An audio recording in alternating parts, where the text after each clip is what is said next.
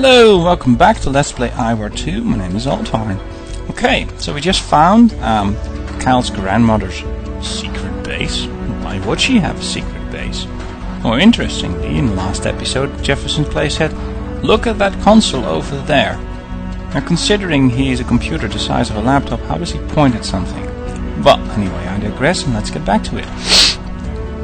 This is the base, here's the interface, yada yada yada. It all does pretty much what you would expect it to do. This is the hangar for the base. All this From the hangar. Wow. Yep, that's the Storm Petrel. Scourge of the space. I want to fly. Sure. Yeah, whatever. Okay, so pretty much there's one ship left here, which is called the Storm Petrel. It is Lucretia's old ship. It's pretty good, and we'll get to fly that in a bit. From here, you can decide how you want to. You can select from. Yes, I'll do the talking. Thank you, Jefferson.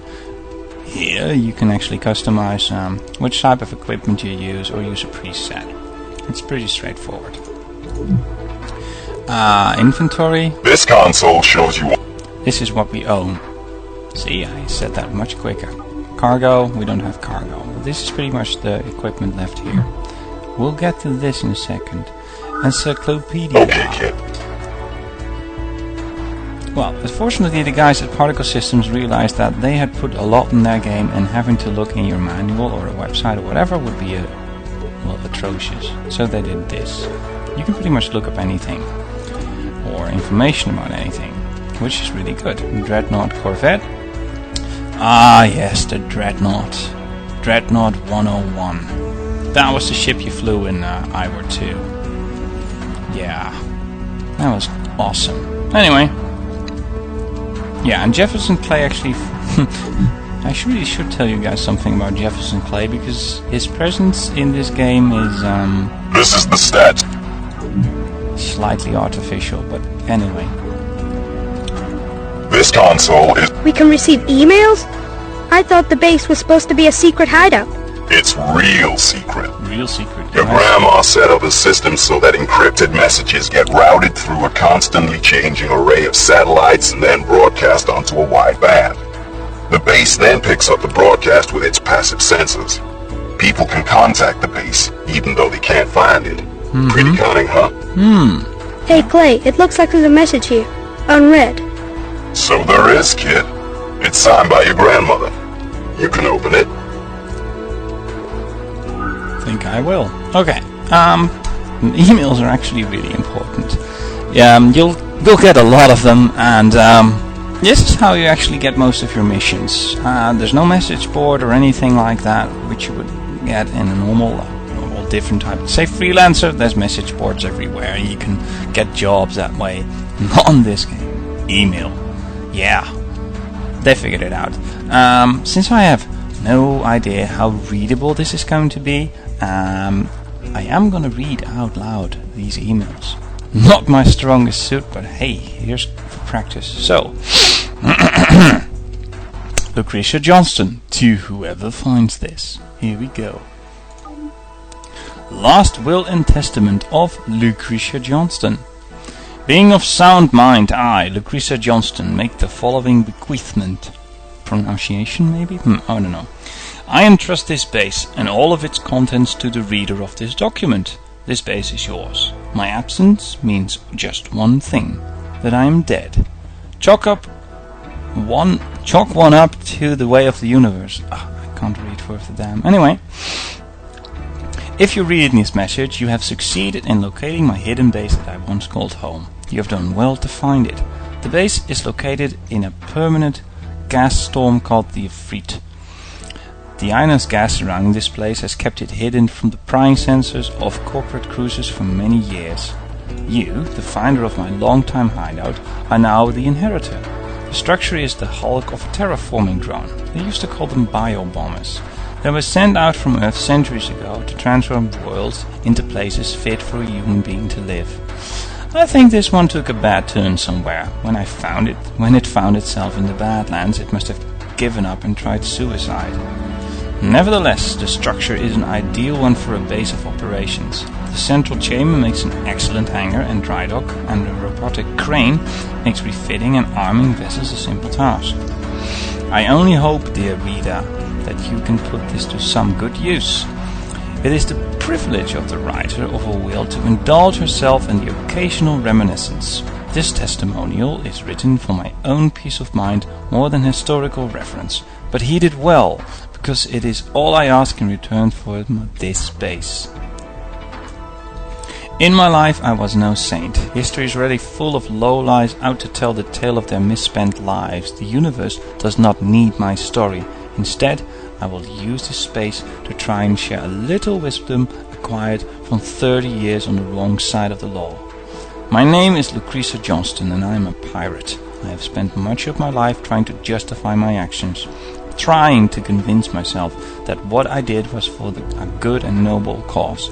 I was playing Robin Hood, as my mentor Clay would say, but at the end of the day, I'm just another criminal, out to make a fast buck at the expense of others. Don't get me wrong, I wouldn't change anything in my career choice. In a world where you're either the abused, the abuser, or a crook, I'd pick the latter any day. I'm satisfied that I was different from most of the other thieves out there. I only hit the most abusive corporate vessels, and I seeded my profits along the victims of corporate oppression. We didn't just save individuals or community, whole colonies survived because of my crew. I thought I'd kept my priorities on what really matters, but there's a danger in pursuing even the loftiest goals.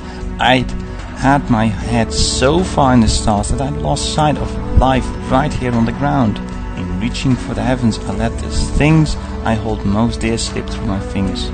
If you ever read this, Felix, no chance of that, my son, I'm sorry that I gave more of myself to my work than I ever did to you. I'm sorry that we grew apart. If I could change one thing in my life, it would have been to spend more time with you. And the moral of this story, never ever lose sight of who you really are and what matters to you. Never forget the price you pay for the things you want. Ensure that you think beyond the glittering prices of wealth, fame, or even noble deeds. These things are all fleeting, but a child who is close to you and proud of you, that is priceless. Goodbye, Lucretia Johnston. Alright. My grandma was a space pirate? Cool. How come Dad didn't tell me? That's so much more interesting than boring old mining. Oh, Cal, you gotta understand. Your dad and your grandma never really agreed on, well, anything.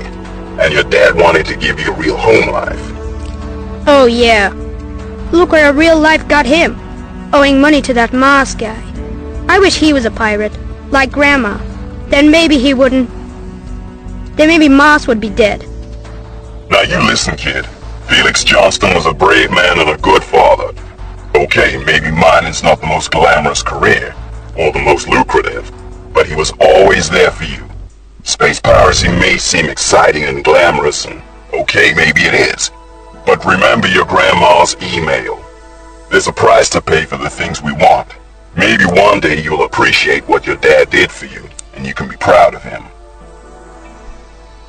Maybe. Who knows? Anyway, since we're here, we're gonna do a little save.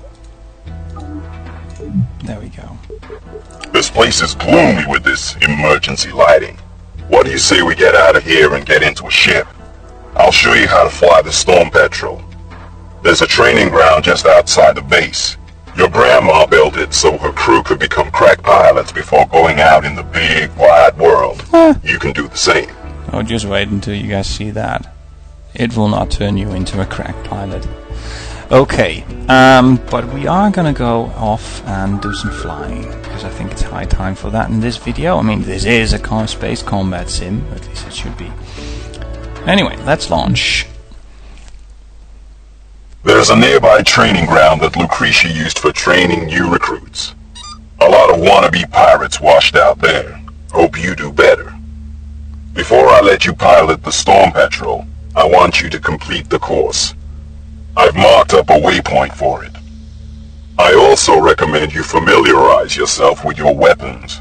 You can do this at the weapon training area. Just fly to the waypoint I've marked. No.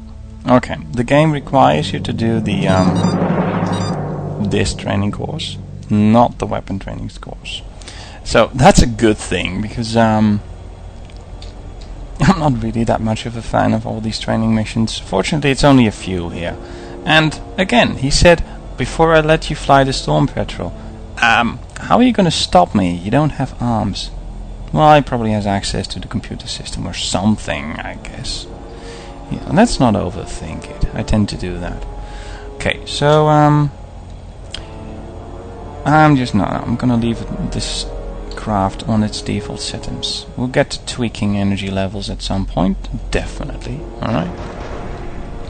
Okay, this is the training ground. To complete the course, you must fly through the rings you see before you in the order they come up on your ship's contact list. Alright. Sound easy? It is. You gotta do it in under 3 minutes. Still easy. Still sound too easy for a hotshot like you? Well, around the course are a number of targets. See if you can shoot them. They'll become visible when you fly near them. When you hit one, it'll stop moving and be removed from your contact list. Any targets left unshot at the end will be added as time penalties. Oh yeah, if it gets too tough for you out there, and you want to quit or restart the course, you can fly back to this starting waypoint. Okay. Okay, kid, what'll it be? Let me fly the course. Oh, On yeah, your mark. Good. Go! Alright, so, all you really need to do is fly through these rings in 3 minutes. This is 15 rings. That's one down. It's not difficult. So I'm not gonna rush this or anything. There's gonna be plenty of time for me to crash later on. And, just get this over with nice and safe. And we're on camera. I'm on camera, I should say. Oh! There goes another. Boom. Alright, that was goofy. Okay. Like I said, 3 friggin' minutes. This is hopefully the right ring, I don't know. We'll see. Nope. 3 minutes, guys. Good thing. And I'll just fly through that one. There we go. Our one had exactly the same training mission. I mean, really, and I've done this 3 down. too many times to care and to do it properly. And believe it or not, the game will actually keep track of a high score, and I can't be bothered with that anymore. I remember back in the day, X-Wing. God, I love that game. Only one left now. You actually had a whole bunch of training missions you could do, and they would fill up your medal coffer. I don't know what it's called. It would give you a badge. It would give you rank. And for some odd reason that matters to me. That's all of the targets. Every single one of them, and I did the same thing for TIE Fighter. And that's it. Course complete. Thank you. You hit all the targets. Well done, kid. Huh. Guess you're ready to fly the Storm Petrel after all. Yeah, duh. I've enabled the Storm Petrel for launch in the base. When you're ready, head back there. I'm ready. Congratulations. You made a new all-time best. I did? Wow. Of course, that doesn't take into account any of the flight times of Lucretia. It's crew. So I'll just do a little overriding here. Thrust override and head towards Lucretia's base. A bit faster. And we'll just dock. Eventually, when you use the docking autopilot, the game will travel a little bit towards the base and then just... Well, your piloting jump to load. skills have improved a little. Not bad for a kid. So can I finally do something besides fly through stupid rings? Hey, don't get carried away. It's a bad world out there, kid. If you don't know how to fly and shoot, you'll end up space dust. Now tell me what you know about the Hoffa's Wake system. Okay, I don't know too much, Clay. I never got to leave the asteroid belt before. In that case, it's time you saw a few of the landmarks of Hoffa's Wake. And at the same time, we can sniff around for some reactor rods. Well, how about that? That's actually a really good idea, because this base isn't working.